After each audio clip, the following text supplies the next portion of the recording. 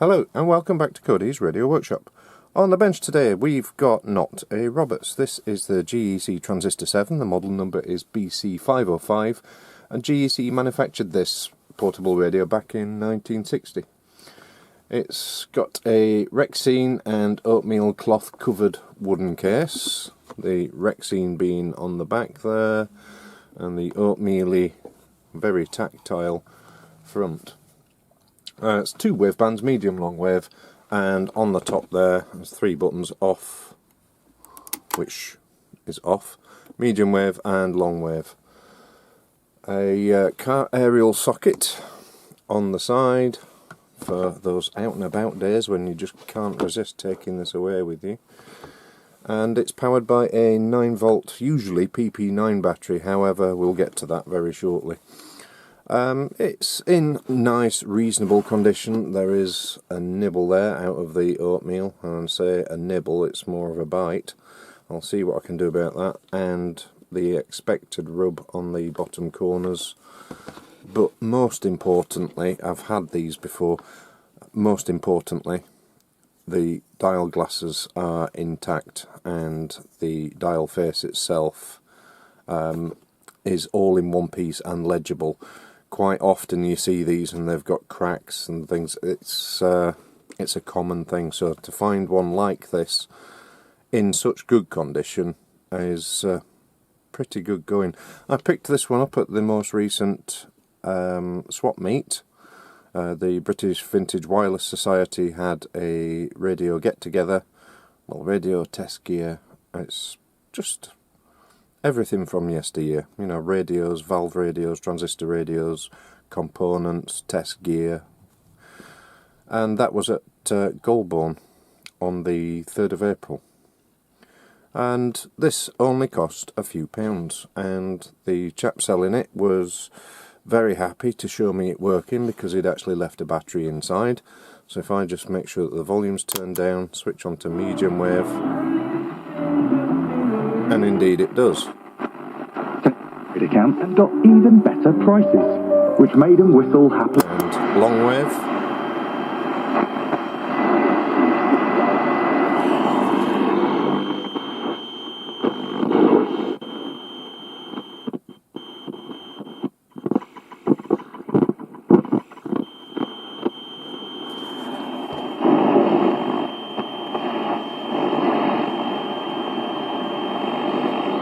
There is something there, but it's barely legible.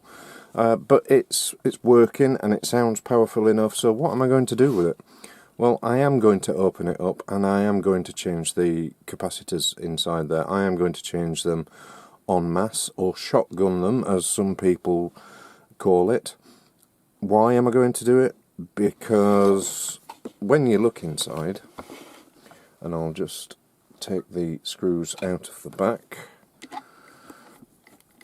Well, you don't take them out, you just loosen them off and then pull the back forwards, and that gives you your first look at the inside. Yeah, why am I going to change them? Well, you've got the Plessey capacitors and these are notoriously bad. So perhaps, yes, it's working and it sounds really good, but perhaps it's just not working the best that it can.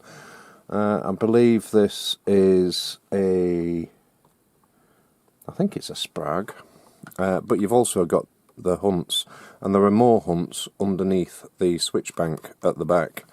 You've got a waxy there going on, and the battery that he has used to power it up is a PP3, so it's got the PP3 snap on it, which I'd like to change back to its original, or to an original PP9.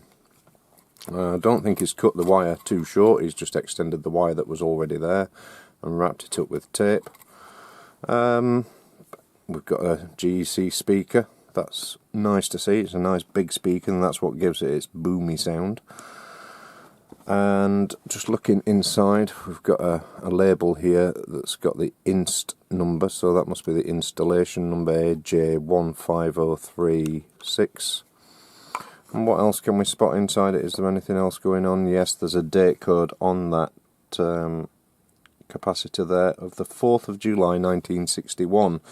So although GEC produced this in 1960, this must have been one of their later ones, given the date code on that capacitor there.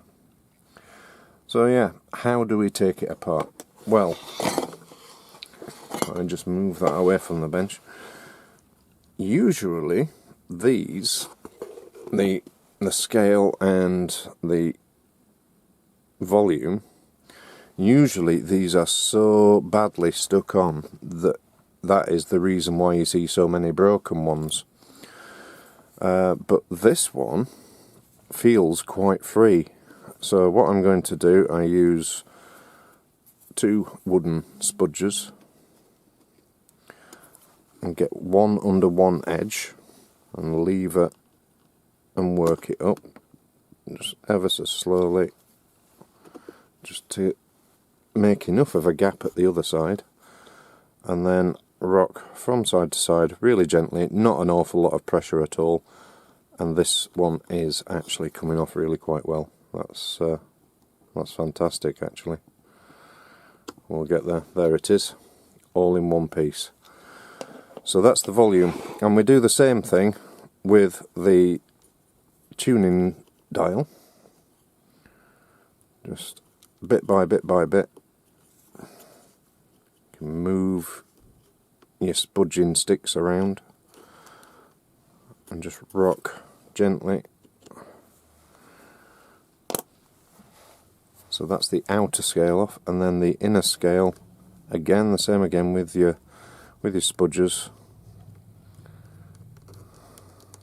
These are just repurposed coffee sticks from a very popular fast food restaurant beginning with Mc and ending in Donald's, and they work actually quite well. So that's those removed. Now you also have to remove these escutcheons, so I will do that. These are just held on by 2 flat brass screws each.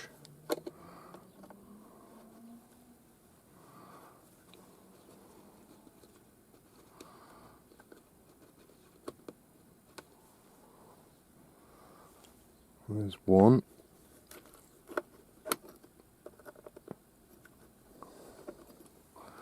And here comes the other one, and then we should be able to lift that up and off. So that is brass, and that'll go into the escutcheon wash, the knob wash, and it will be made pretty again, nice and shiny. And the same with this other one here again. So I'm just going to remove the external aerial wiring first. So the green one goes on the centre, and the red one goes on the actual socket itself, not the centre pin. There we go, that's that removed. And the same again with the speaker wire, it's just to desolder the speaker. There we go. Now to remove those 2 screws, one here,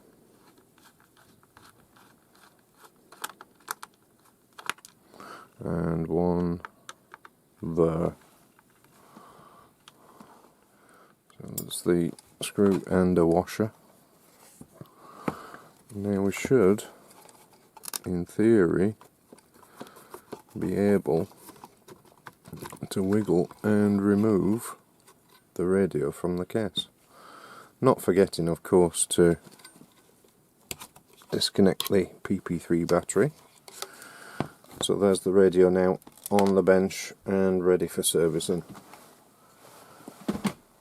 I have got the schematic, and the schematic for the BC505 is in the Radio and Television Servicing book 1961 to 1962, and it's on page 124, 125 for the BC505, so that's what I will be referring to from time to time, especially during the alignment.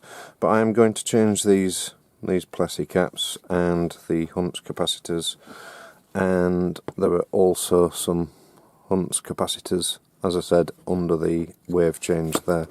So I will be taking those out and replacing them in toto.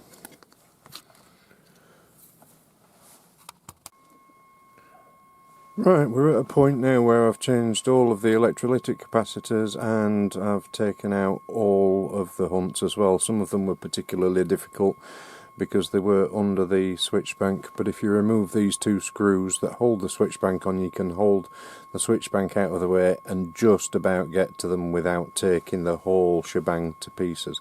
So that's possible.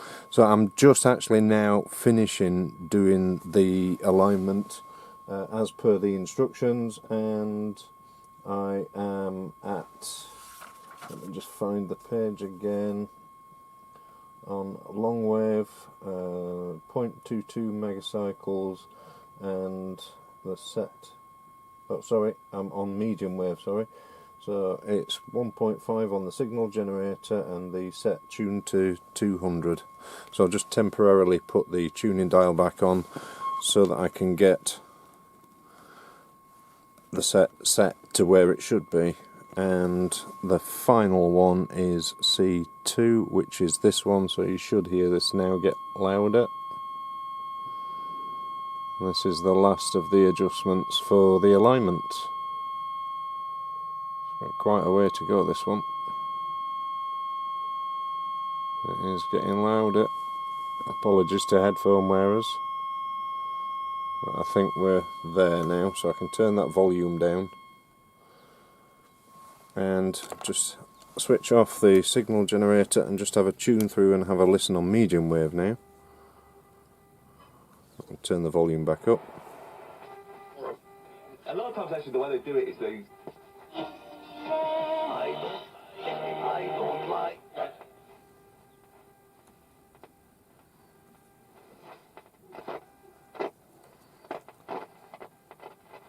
Opportunity 18 yards out. It was important to get a message to fans, managers.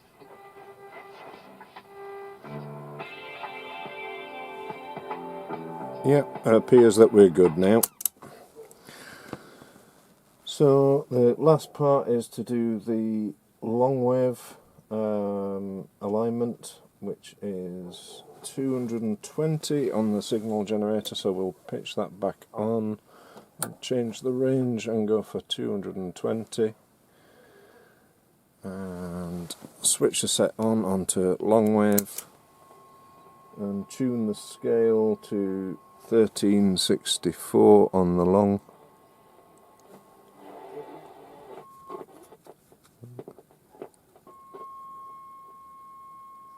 That's 1364-ish.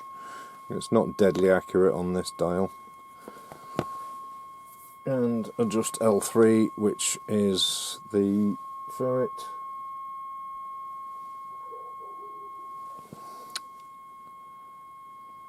Which is this side here.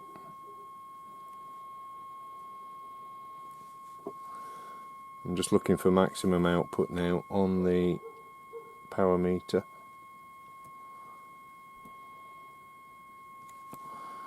It appears that if I do move it further along that way, it becomes more sensitive.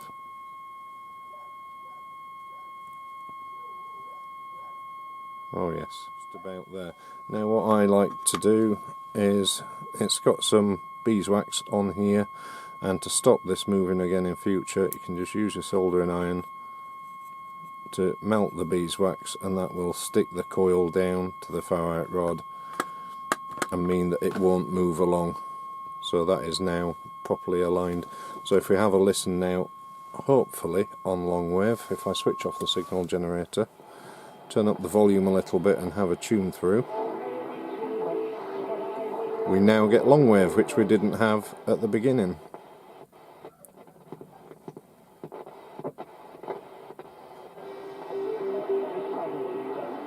That's RTE.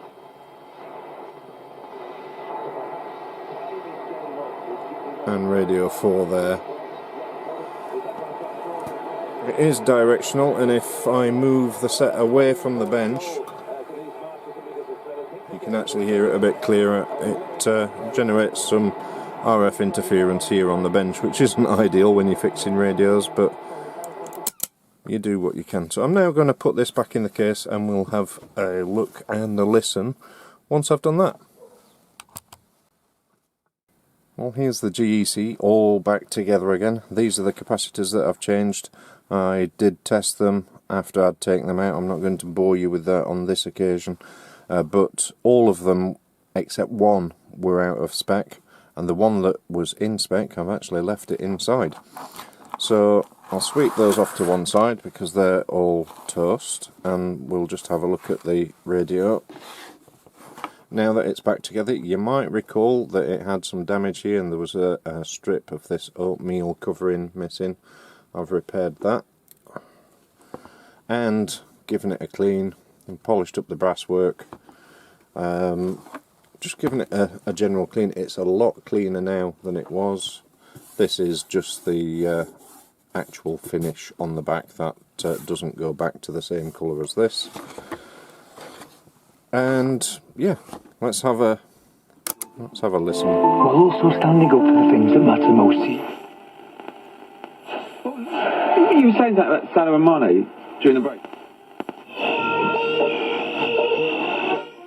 In that tracks at 45 plus 2.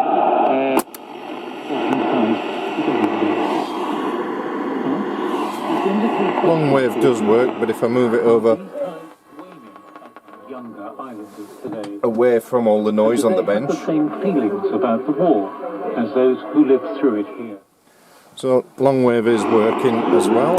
It's just a lot of noise here on the bench, a lot of RF, which isn't ideal, as I've previously said, for a radio bench. But yes, it is actually very nice now. I'm just going to take the back off just to show you the insides. Now you can see I've now got the PP9 back in with the correct PP9 battery snap on there, but I've changed every single electrolytic capacitor apart from that one. That one was the only one that was absolutely bang on in spec, not leaky at all. I've even replaced the foam at the top, which cushions the ferrite rod from contacting the top of the case, and obviously that will help with preserving that and stopping it breaking. And that's about it. So yes, it's all done, and bar my putting the back on it again now, it's done.